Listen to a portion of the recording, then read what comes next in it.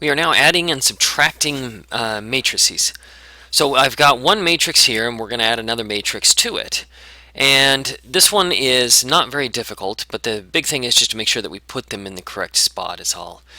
Well, this one has, this is a 4 row by 1 column, so this is a 4 by 1, and this one is a 4 by 1 as well. Remember, in order to add them, they must be the exact same number of rows and columns.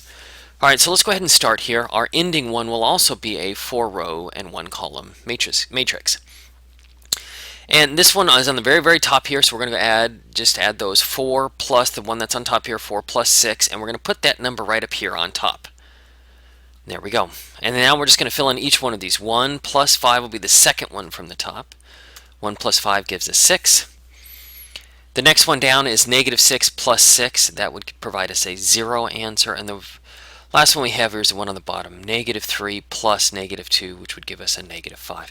And this one would be our final answer on this. The big thing is just to make sure that you're adding the one that's in the same location. If this one is on the bottom, we're adding the one on the bottom. And then we're going to write it on the bottom as well.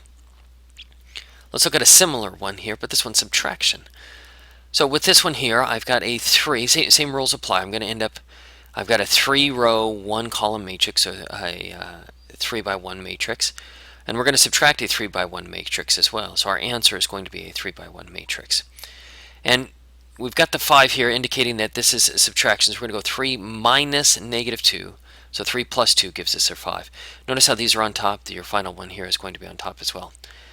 Okay, now then we've got a 7 minus 6, and that's found in the middle here, so we're going to put our answer here. 7 minus 6 is 1. And finally we've got a 4 minus 1. Notice how I take this minus every time I cross it. So 4 minus 1, which would yield us an answer of 3. And that is my final answer on that one. So the big thing here is just to make sure that if you have a subtraction sign, that applies to everything on this right-hand side, okay? And then just making sure you put the answer in the correct spot on the matrix is all.